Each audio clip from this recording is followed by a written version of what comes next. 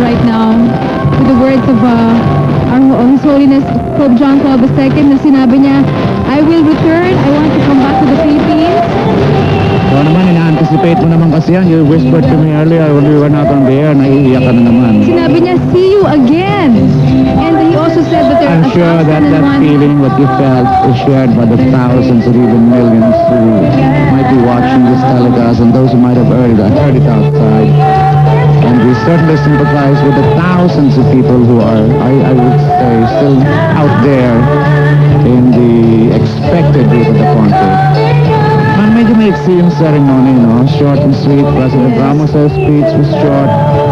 3 times he extended his gratitude to the Pope and promised and pledged that the Philippines will always be a part of his pilgrimage. And that the Philippines will always pledge commitment to heed the needs of the country and the whole of humanity. I saw you taking notes. What impressed you about the Pope's farewell remarks? Well, yung sinabi ni Pope John Paul II that the seeds of the faith have fallen on good soil here in the Philippines, and that the religious life and the life in God continues to grow here in our country, and God continues to give His grace to all those who are willing to listen. Alam mo ako, isang sentence lang. When he paid special tribute to the youth as expected and then referred to them as the new spring of Christianity. That's right. Ganda din na yan. Sinabi pa niya that I will take with me 1,000 images of Filipinos dahil sa bawat lakbay niya, sa kanyang bawat sakay sa kanyang Pope Mobile, sari-saring images talaga nakikita niya sa mga mukha ng mga bata, ng mga matatanda. You know, looking at the clock, I can understand, you know, as I tried to kanina na they have to do that siguro kasi it's almost clockwork, you know. It's 5 minutes to his take-off time if he can really take off. I mean, you know, kasi tiyak na, I think he's, from here, he's speaking to some dignitaries out there. I'm sure before he gets up the ramp of the plane, he will talk to the hundreds of young students out there. Positioned especially na pinakamalapit sa kanya. Positioned right there where he will board the plane. Oh. And he continues to pose the challenge to all the youth delegates who attended as well as to the whole Philippines. Sinabi niya na nasa sa atin na yung para spread pa ang faith at ang paniniwala sa Diyos sa buong Asia. I don't know if you'll see a repetition of what happened when he was leaving after the 1981 visit. Tandaan ko yun eh. When he went up the stairs, nakapanik na siya, siguro dalawang baitang. And then he stepped down, stepped back. Then the people went wild. And a lot of people have been asking, tatanong bakit daw ng 81, those who remember the 81 visit or who saw it, na pagdating niya, the first thing he did was kneel and kiss the ground. Yes. Diba? Lumubog siya tayo sinalikan yung lupa. He only does that to the countries he has visited for the first time. Since this is his second time to the Philippines, hindi na kailangan yun. And because of what has happened to him, accident and his advanced age, ang ginagawa nila ngayon is they lift a special parang carpet or plate of a symbol of the soil of the country he's visited, and yun, doon na lang na hinahalikan na gano'n. Yes. At sinabi pa ni Pope John Paul II, sana may justice and freedom reign through our land, our beautiful land of the Philippines, and that we may be united in joy and in love of Jesus Christ. Pero talaga, what struck me most is when he said, see you again. Alam mo, for Pope John Paul to say that, he must really, really want and really like and enjoy what he's seeing here. He has seen the face of Christ in the Filipinos. Alam mo ako, as a journalist, malamang bukas maraming mag-headline yun eh. See you again, Dash Pope. And as we know, after this visit, he's going to Port Moresby, to Sri Lanka, in Australia. Alam mo, his visit to Papua New Guinea is also timely because they just experienced a calamity themselves, hindi ba? Ang bulkan doon ay nagkalboroto at marami ding mga tao roon ang nawalan ng mga bahay at nagsilikas, ano? So wherever there is a call, wherever there is a need for a reassurance Philippines, that God loves His people, that's where the Pope goes. Saka alam mo, yung travel niya from here to Port Moresby is what we may call a relaxing flight. Kasi mga 5 hours lang kulang 5 hours So, I guess he needs to rest his tired body. Except yung biyahe raw from Italy up to here, that's a long trip. It's a long trip. You and I mean, you've experienced na ganun, nakakabagot yung ganun biyahe na 50 years old, and hirap nun, you have to stand up and walk around, no? Talagang, Pero hindi ko naririnig. We know that Jessica is still down there and she has a very good view of what's going on right now. Jessica, can you monitor us? It must be hard for her to hear us, no? Because the music is all around her. at saka maaaring security, baka hindi nga siya pinapalapit doon because there's a wide space there where the Pope was talking to some dignitaries. And from where the state, may malaking gap talaga ron. Siguro talagang they meant to be firm this time. Yes. Yes, Jessica, you're coming in. Alright, we can hear Jessica intermittently. Alam mo, mahirap yung pwesto ni Jessica niyan because can you see that? I mean, dalawang loudspeakers na 2 sets pala. Blaring in front of the crowd. Na-experience ko yan sa USC and you really have to shout to compete with the blare of those things,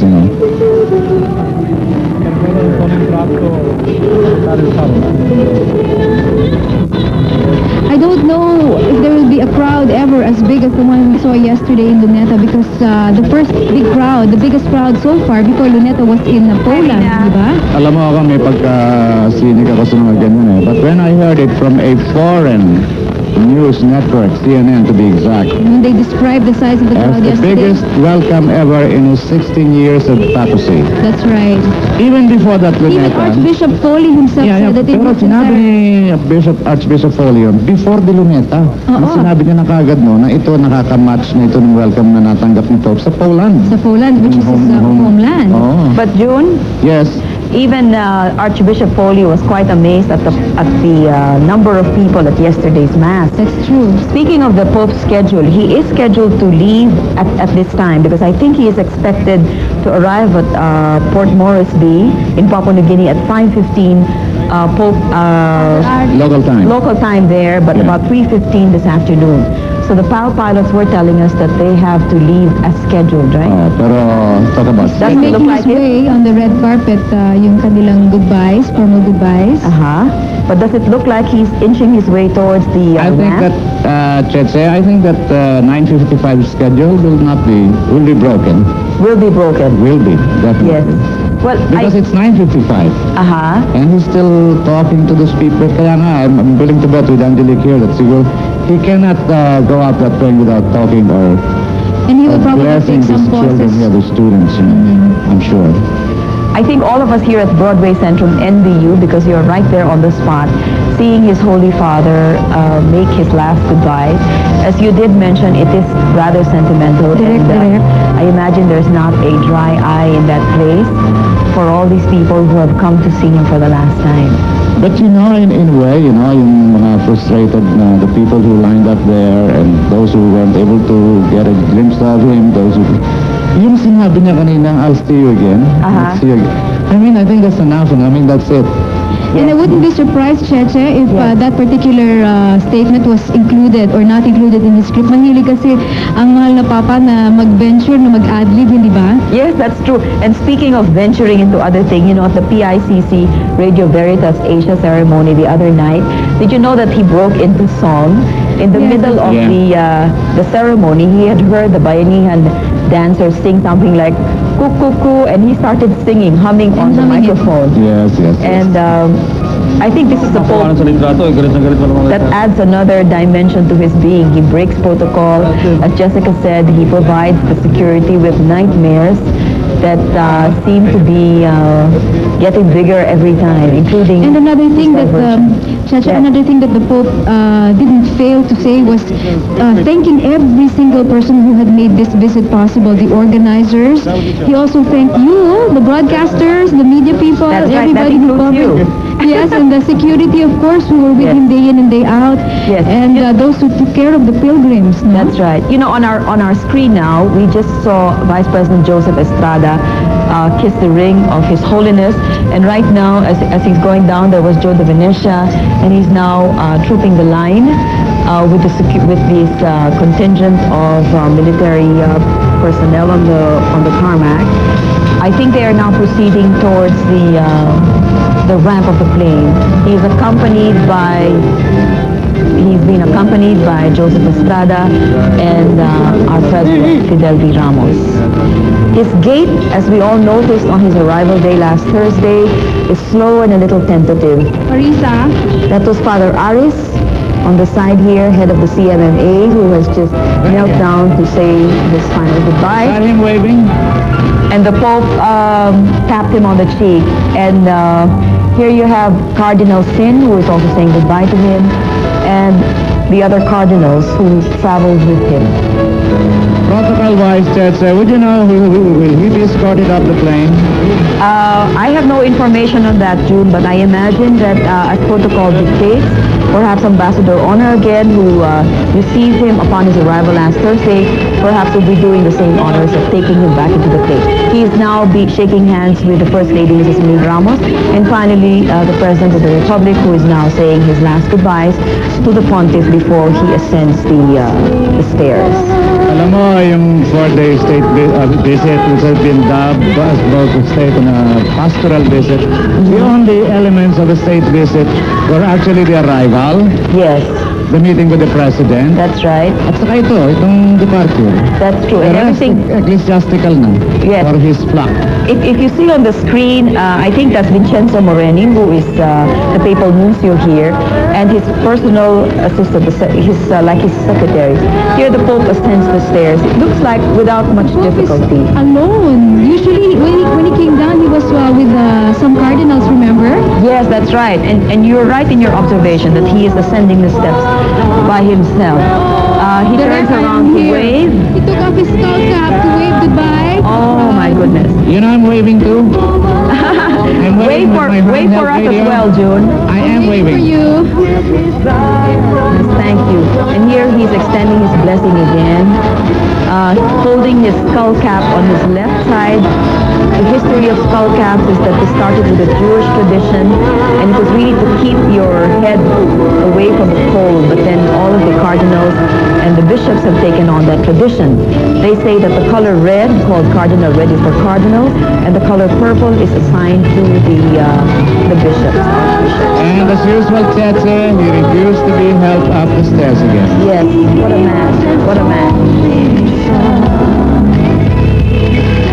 Jesus Christ our Savior, His most precious one. As you can see, as he enters the plane, he is being met by Sonny Dominguez, who is President and Chief Executive Officer of Philippine Airlines. And this is an all-Filipino crew that is flying into Port Moresby in Papua New Guinea, which will have a flight time of about 5 hours. He's scheduled to arrive at Port Moresby at 3:15 Manila time and 5:15 local time in Port Moresby, Papua New Guinea. Angelique, yes, Jessica, go ahead. Go, Angelique, and... All right, go ahead. Jessica, what does it look like from your vantage point? Well, he's finally inside the plane, the Pope, I mean, and And the Swiss security are Yes. also entering the front door of the plane. so, in a way, tama rin naman ako yung sinabi ni Chetze. The 9:55 schedule will be broken. Yes. Well, Alam mo, few June, minutes. Angelique and Bote. Yes, Jessica, go ahead. Yes, Jessica, ahead, we Jessica. can hear you. Go. Angelique? Sige na, Jessica, yaron. Sigaw lang, no? Naintindihan ko yung kalagayan mo riyan. Can you hear us, Jessica? Roger, Angelique and Bote, nandito ako mismo sa paanan ng stairs na inakyatan lang kanina ni Pope John Paul II. At ang lapit-lapit ko, no? Kita-kita ko siya habang papatakot yung reception line. What's he doing? Ay umakyat na siya doon sa stairs. He seemed to me like he was reluctant to leave. Although, gaya nung sinabi mo kanina, wala nung natin na nangyari noong 1981 kung saan bumalik siya. No? Ngayon, sa aking kinaroroonan, umalis na yung honors, umalis na yung mga sundalo kanina na nandoon sa foot ng stairs at naghahanda na ang Philippine Airlines crew na isara ang pintuan ng eroplano. But we don't know whether it's gonna come out. No, I'm sorry, hindi na siya lalabas muli. At the same time, dito sa tarmac, kung saan tayo naroon ngayon, nakitang-kita natin ang mga bata patuloy na nagsusway to the music, tangan-tangan ng kanilang mga yellow and white banners. Samantala, medyo pinapaalis na kami dito sa tarmac at naghahanda na para sa taxi ang eroplano ng mahal na Santo Papa. Gaya ng sinabi natin kanina, Angelique and June, itong eroplanong ito ay special charter ng Philippine Airlines en route to Port Moresby, Papua New Guinea. At flight time is approximately more than 4 hours. At dadating yan mamayang hapon sa Papua New Guinea. Kanina nakausap natin yung mga piloto ng PAL at sabi nila sa atin, tuwan-tuwa sila na they have this rare privilege of flying the Pope to wherever, to Papua New Guinea and that pwede silang magpabakan sa loob ng aeroplano. Gayon din, merong mga kasama si Pope John Paul dyan sa loob ng aeroplanong yan, ang mga miyembro ng Vatican Press Corps. Nandun din yung mga miyembro ng Papal Entourage. At the same time, nakita natin kanina si PAL Chairman Carlos Dominguez na nandun na sa loob ng aeroplano. At ngayon, nandito pa rin tayo sa tarmac. Nakikita natin, inalis na po yung stairs na kanina ay naka-attach, kanina lamang ay naka-attach doon sa aeroplano at they're rolling out the red carpet. Alam mo, Jessica, when the Pope was descending the stairs when he first arrived last Thursday, habang patuloy pa rin ang mga bata dito sa kanilang pagsayaw, no? Bote? Alam mo, Kaya rin, nabanggit nung personnel ng PAL na ang doon sa loob ng aeroplano ay dalawang batch ng in-flight crew ang magsisilbi sa papal party. ang swerte nila, Very simple yung meals na isi-serve sa mahal na Santo Papa. In-specify niya daw po na walang ice. Umaatras na, Jessica, yung Ayaw din po niya ng spicy food. Umaatras na ito. Bakit yung aeroplano walang patras to, puro abante lang to, di ba? Pero may yung tow truck ang nagpapatras doon. I see. Ito ay minamaniobra na Pero siya. umaandar na yung engine yan. At the same time, starting engine yan. Para pag disengage ng tow truck ay lalakad na siya sa kanyang sariling power. Okay, live tayo sa DCWB, Radyo Bisig Bayan at sa GMA Channel 7. At ngayon umuusad na Director Guanzon itong aeroplano ng Philippines 2000 ng Philippine Airlines. Dalang Santo Papa. At ngayon patras na, saan ito dadalhin? Ito, hanggang saan itong pag-atras itong Philippines 2000 plane na ito? Ayan, at iniharap na siya patungong harap yan sa south actually. And then it will taxi on its own power pagka-start ng kanyang engine. Roger, konting atras lang naman siguro. Mga 5 minuto yan, magpato sa kinalalagyan niya hanggang sa dulo ng runway. And what happens habang nagmamaniobra itong aeroplanong ito? Anong pinaka-importante dito? Is it the clearance delivery center? Yeah, the clearance for his flight from Manila to Port Moresby was already delivered by the clearance delivery at the approach control center. Pinsan, from your end sa control tower, nasa linya ko rin itong si Mrs. Dayan Briñas. And you can talk to her, huh? Oh yes, we have a direct and instantaneous communication with all our facilities in the airport here in Manila. Okay, sandali lang. At narito si Mrs. Dayan Briñas.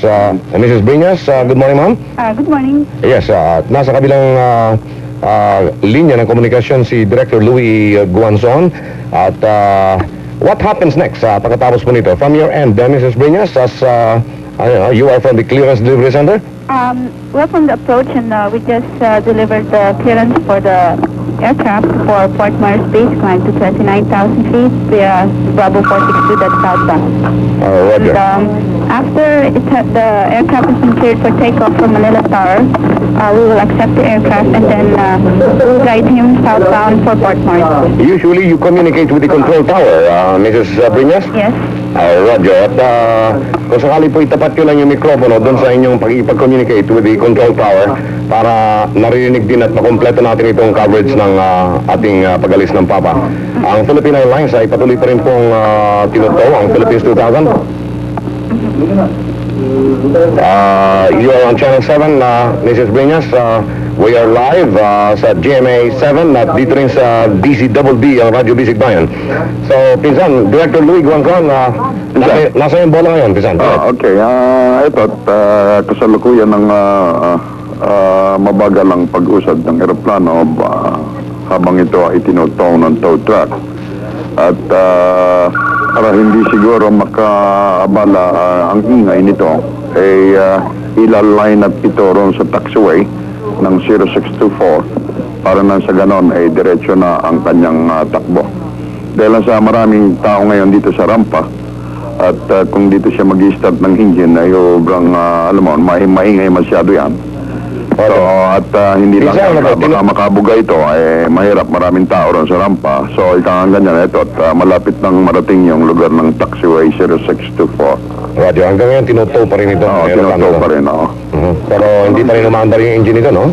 Ang gamit na runway ng ating Santo Papa pag take off ng kanyang aeroplano ay ang runway 06. Sa ngayon ay huminto ng sasakyan ng ating Santo Papa at dito na magsisimula ang start ng kanyang engine. Roger, Pinsan, po pwedeng ibato mo kay Mrs. Brinas para marinig din namin yung komunikasyon ng ni Mrs. Brinas ng Clearance Delivery Center at ng piloto. Go ahead, please. Okay, Diane. Sir, we just delivered the clearance delivery. It's up here. Yes, Diane, yung komunikasyon mo sa piloto, kung po pwedeng naririnig din namin para makompleto lang itong coverage natin. Go ahead, please. The pilot is not in our frequencies at the moment. It's Manila Tower. Roger. Why? Bakit? Because Manila Tower handles the taxi and clearance for takeoff. I see. So, naka-standby ka pa lang dyan, no? Alright, so balik tayo kay Director Louie Guanzon sa control tower. Director, go ahead, please. It's now clear. Here is the direct now to the aircraft. Ground confirm taxi clearance has been given for 2000.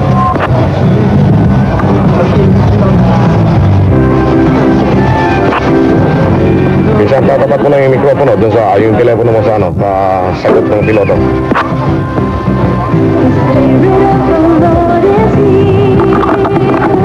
Kausap pa rin natin si Director Louie Guanzon sa Air Transport Service Control Tower. Yung Manila ground from Manila approach.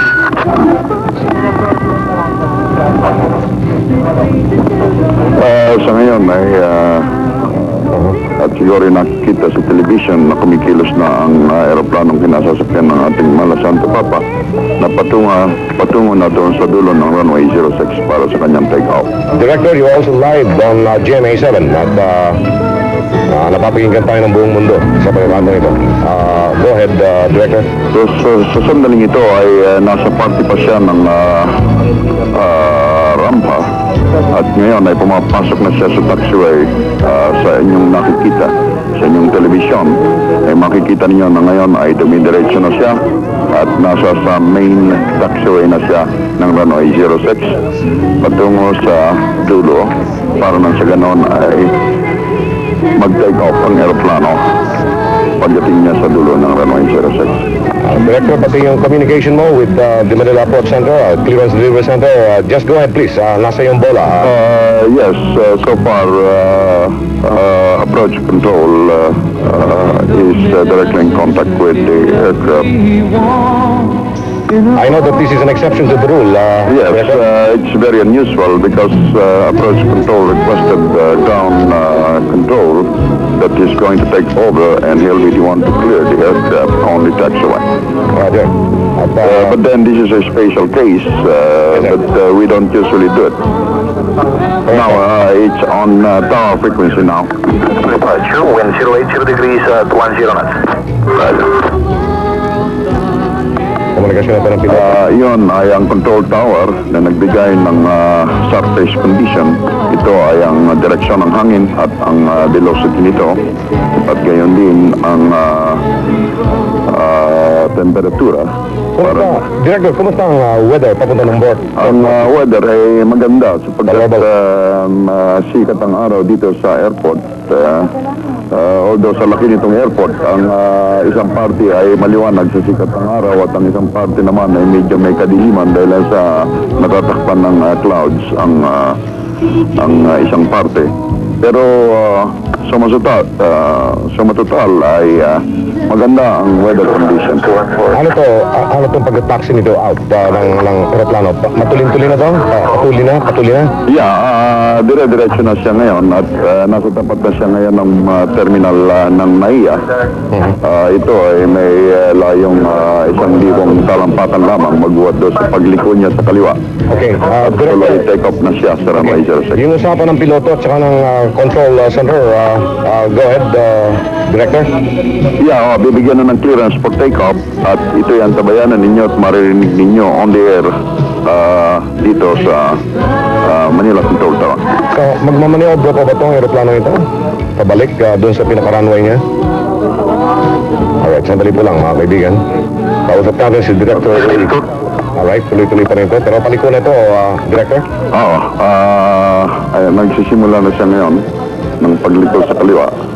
At siya ay nabigyan na ng clearance for take-off.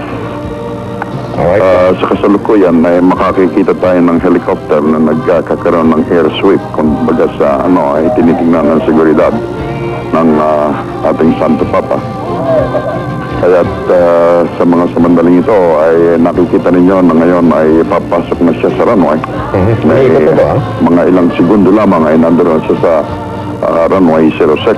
Pag nakaikot ito, Pisan, what do we expect? He's rolling for takeoff. Immediately upon entering the runway, ito, nasa sa runway na siya. At sisimulan na niya ang pagkuha ng power at dire-diretso na ang kanyang pag-take off. Ayun yung aeroplano? Ito ay Airbus 300 ng Philippine Airlines. At ito rin ang kanyang identification ay Philippine 2000. Paano natin malalaman kung outside of our airspace already ang aeroplano? Matagal pa yan, Bobby. Siguro mga 3 oras na sa ating pang-area yan. Roger. 2 oras na lamang yung kanyang itatagal doon sa port, sa airspace ng Biak. Umangat na sa lupa ito? Mataas na siya. Nasa tapat na ng highway ngayon. South Super Highway. So, anong communication pa with the, the other centers dyan? Ito ang kanyang sa approach control naman na frequency. At iparinig namin.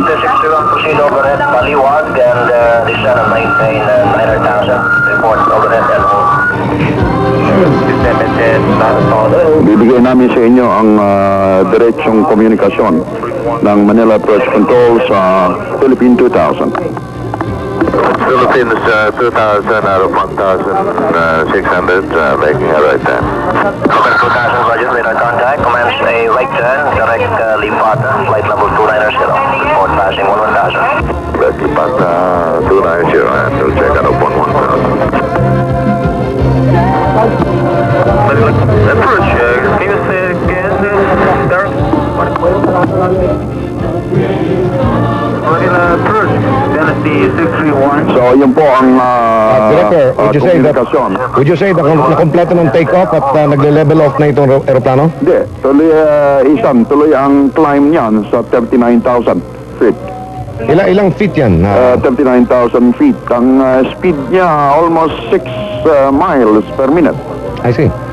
So, tuloy-tuloy pa rin ito pataas? Tuloy-tuloy pa rin ang taas niya at ang kanyang ruta ay diretso, kung tawagin namin ay Lipata, magbuhat sa Lipata, diretso ng Cebu, magbuhat sa Cebu, diretso ng Davao, at magbuhat sa Davao ay patungo pa siya ng south sa Biak, FIR or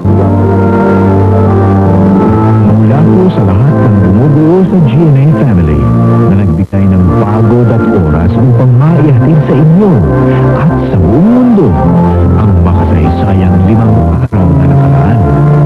Bawat luha, bawat ngiti na dulot ng nilagis ng kaligayahan ay sapat na kong kabayaran sa lahat ng hirap, sakit na hinarap ng GMA. Maipapatuparan lamang ito. Nagpapasalamat din po kami sa mga kaibigang tumulong na maitaguyod ang World Youth Day Delegates.